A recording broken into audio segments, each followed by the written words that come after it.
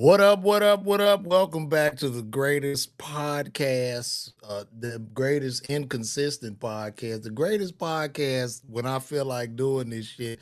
Welcome back to the LeVar Walker Daily Show podcast. I hope everybody is in good spirits. And I want to start this show off by saying I'm going to be live at the Atlanta Comedy Theater August 3rd. Y'all go get those tickets. Tickets been moving. It's kind of slow a little bit, but I ain't tripping, man. Y'all go pull up on your boy, man. Saturday, I got two shows, 7 and 10 o'clock. We gonna get it in right there at the Atlanta Comedy Theater. It's a lot going on in comedy, man. I was watching an interview of a guy that used to. Well, I just said shit. I was watching an interview with Bob Sumner. A lot of comedians know Bob. Bob was instrumental in bringing on Def Jam comedians, uh, Bernie Mac, Martin Lawrence, the whole Def Comedy Jam thing. And a lot of comedians would go. Back in the day, they would do cattle calls, and every comic, Bob would come to town. Every comic would sign a list. There would be a long ass line, and every comedian would do their best 5 or 10 minutes. And you try to rip that motherfucker so you can be on the Def Comedy Jam. And a lot of comics didn't make it on Def Jam. And I never made it on Def Jam. I auditioned and I was really upset about it because I was like, I ripped this motherfucker, but hey, maybe I wasn't ready. One of the things Bob was talking about in that interview, and Bob, shout out to him, cool dude. He never fucked with me, but he's all right with me. He was talking about like discovering people, and he did discover people back in the day.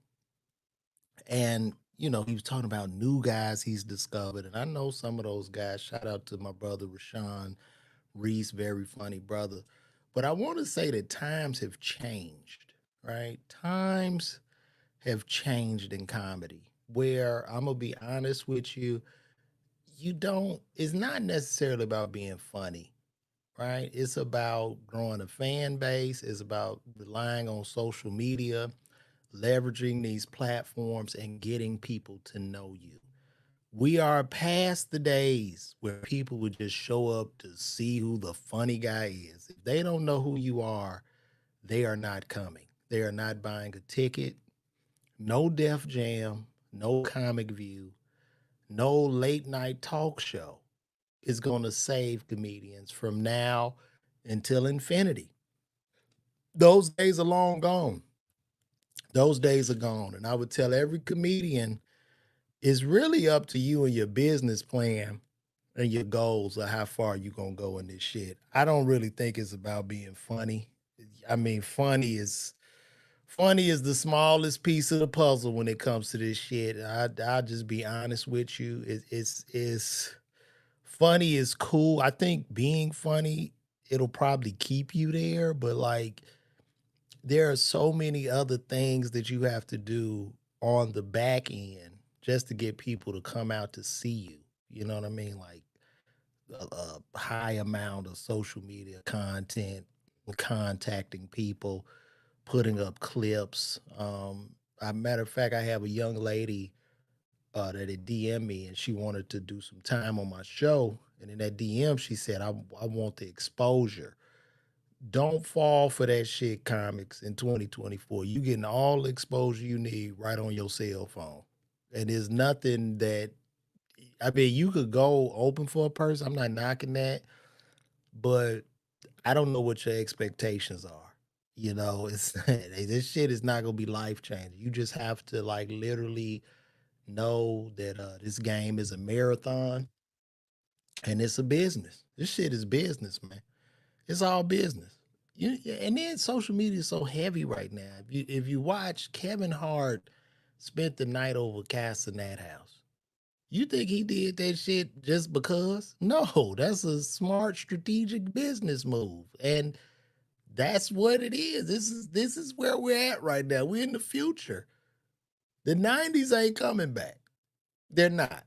They're not. It's not. The fucking You ripped the fucking the bar and grill. Nobody cares. Don't nobody give a fuck. And y'all got to understand that. Like, don't nobody care.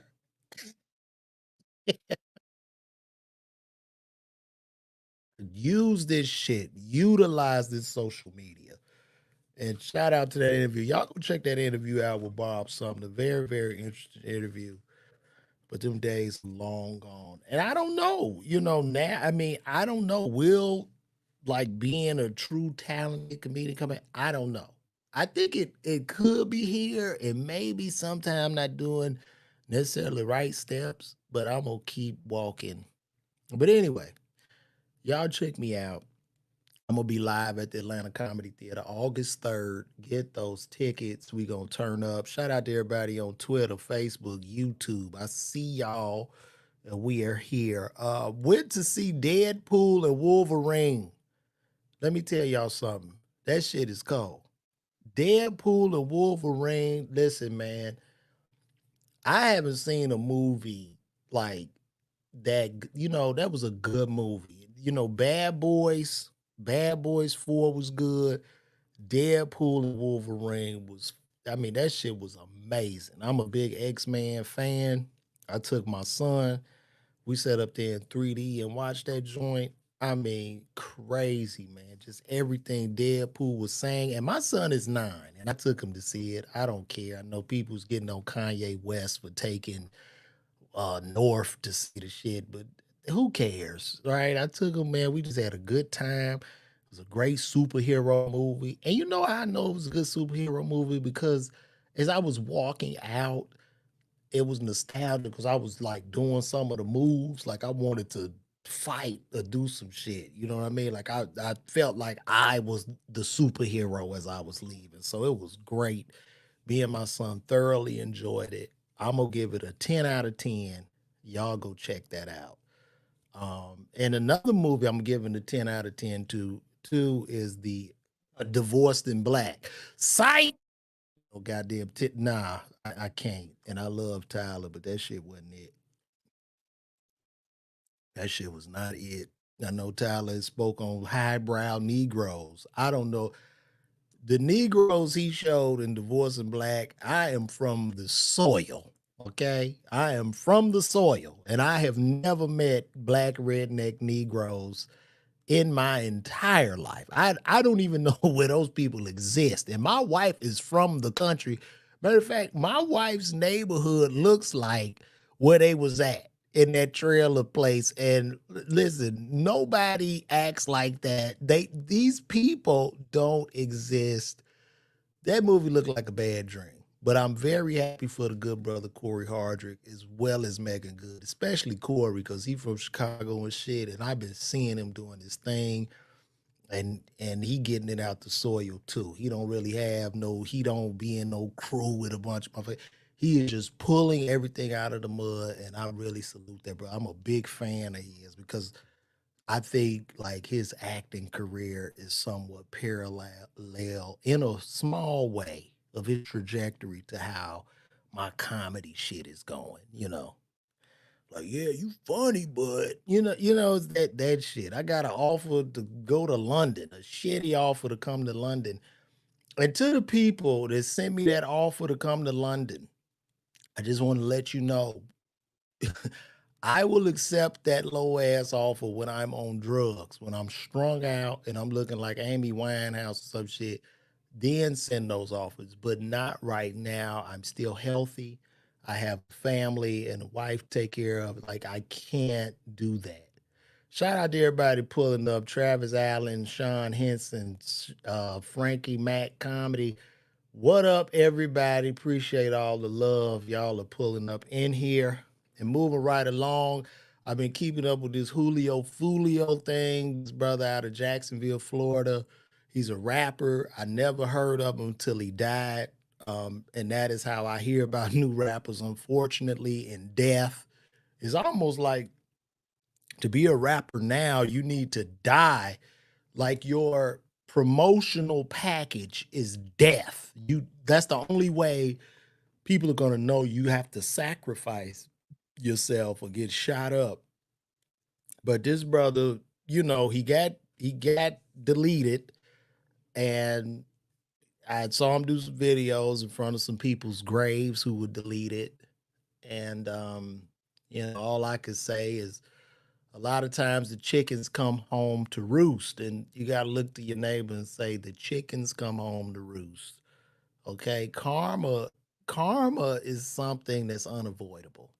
The universal law is very, very powerful, and it's gonna come to get you. So unfortunately, this brother got deleted by three other black people that look like him. And they have caught all three of their asses because I guess a couple of them couldn't stop talking and rapping about it in video. So I guess they made a music video, and as they were being hauled off in cuffs, they were talking about who snitched on them, and they snitched on themselves. And one of them was crying. I'm like, what are you crying for? Listen, to all you tough ass niggas, when you go to jail, don't cry. You know, cry before you pull the trigger. That's when your ass need to cry. Don't cry when they got you. Be tough. Stand on that shit. Like slap that cop and the judge and the bailiff. I'm just so happy I'm not no street nigga. Oh God, and I detest it, man. I really really do. I detest that shit. But we gonna keep moving along. Our good brother Young Thug, he's still held up, man. I was thinking he would get a mistrial. I mean, they just got Thug in just a web of just nonsense. The new judge, I don't think she's letting up. They starting a new trial, but who knows? I don't know. I would just ask all of our brothers and sisters if we all take a stand together and denounce street culture. I think that would help us. That's going to help us more than Trump or Kamala. How about we just denounce street culture and degeneracy, and we all become, as Tyler Perry said, highbrow Negroes? I think that will help us advance as a people. Because a lot of times I get pushback when I call out dumb shit, and I'm often called a coon or Uncle Tom or some shit, but I'm calling shit out to help us. And nobody cares. Nobody cares. Nobody's listening. But anyway, let me do my commercial again. August 3rd, I'm gonna be at the Atlanta Comedy Theater, man. Y'all pull up on me, two shows, 7 and 10 p.m. And we gonna get it on. We're gonna get it on. I see the good brother Frankie Mac Comedy. He said you heard those. He heard those Def Jam rooms were tough. Yes. Back in the day, early 2000s, I moved to Atlanta '02. Started at the old Uptown Comedy Corner. Your ass had about 15 to 20 seconds to make these people laugh. If you did not get anything, they were going to boo you and tell you to delete yourself. Okay. And then after you get booed off stage, that host, rest in peace, Nard Hostin, shout out to Corin Oglesby. These hosts will go up there and they would tear you up even more after you failed. So they would feed you, like even after you off the stage, they would feed your soul to the rest, what's left of your soul, to the wolves. And they would go up there and tell your ass to get a job, and it was bad. They would play music.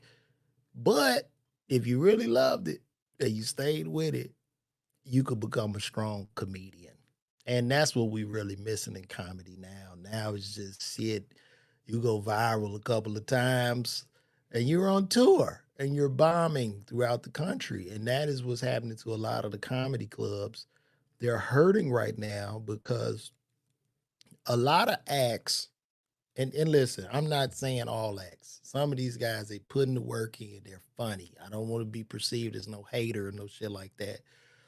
But a lot of what happened a few years ago, a lot of big internet acts were a shot in the arm for comedy clubs. And what was happening, a lot of guys weren't necessarily prepared to deliver an hour worth of material where they're receiving a laugh, every 15 to 20 seconds. And people pulled up, but they're not coming back, right? And then a lot of times too, these guys are bringing in their own fans, and this is their first time even seeing a comedy show. So now they're not going to even come back to see the next guy. So what's happened in comedy clubs, it's been a temporary, like if you get a guy, you get a high level internet act, and I want y'all to get your money. But when y'all getting these acts, it's a quick shot in the arm, but long term, you're hurting yourself and your business. So now a lot of these clubs are suffering. They're just suffering. And I really wish comedy clubs would go back to honing the local talent, you know what I mean, by having an open mic. Uh, and, the comedians get to know each other, get to learn. And the clubs should bring in the elder statesman, the host, and then we continue. But in comedy, specifically urban comedy, you know, we lack a lot of structure, and everybody want to get quick money because we're so poor that we have to just do everything for the dollar, and it just has eroded whatever was considered urban comedy in those days. It's terrible. It's terrible. I would look at guys and I lied to them too. I say, yeah, man, you were great, and walk off because I understand that a lot of these guys they can't take it, if I'm to be honest. So I just tell them keep it up, man. I liked it. And that's what you have to do now. It's hey, these are different times. And I'm scary. I don't want no trouble. I'm not getting into commenting on any specific comic. I love them all. I'm just speaking in general, my friend. That doesn't do nothing for me. So we gonna keep it moving, man. Boy, I watched that Sonya Massie video. I watched that. That was the most horrific shit that I've seen. I mean, words cannot express the pain and just the unexcusable behavior of that sick officer.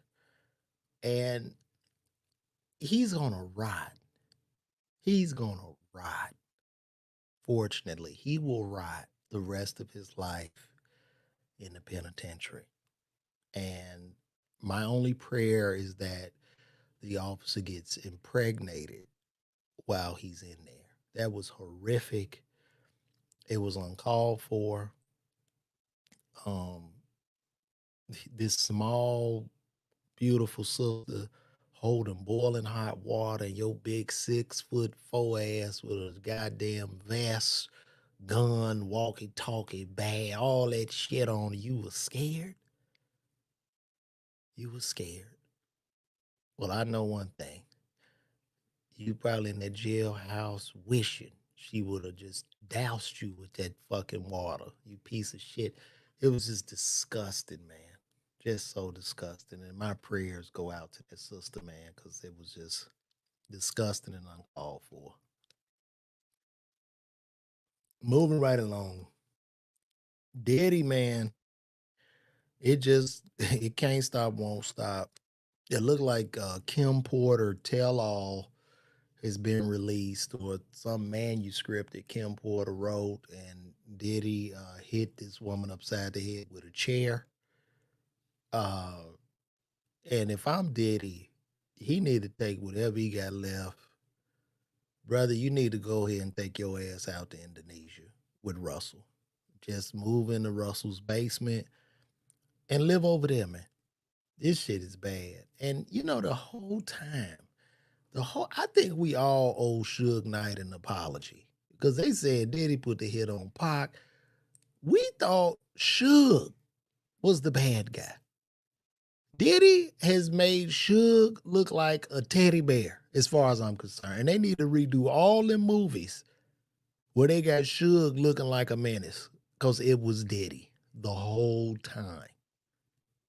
It's very, very sad. My prayers go out to his children, but he'll get what he deserves. And I was thinking about all these hits he put out. I wonder why he didn't put out a hit on Gene Deal. Diddy was getting hits. Diddy was getting hits on putting out hit albums and hits. He was all the hits. So I don't know. But listen, guys, Atlanta Comedy Theater, August 3rd, we gonna turn up. Y'all pull up on your boy. We gonna make this shit happen.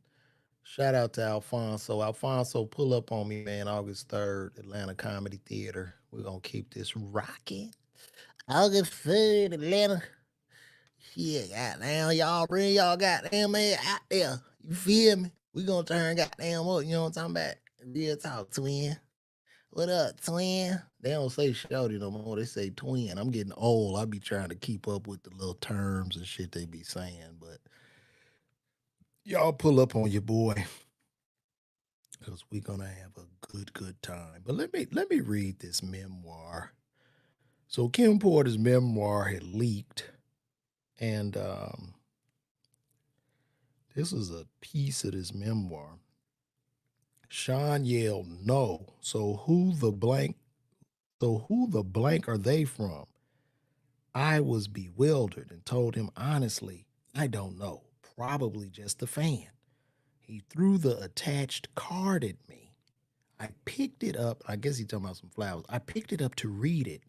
Sean, he slapped me so hard, I hit the ground. Sean yelled, "Who the blank were you with the other night?"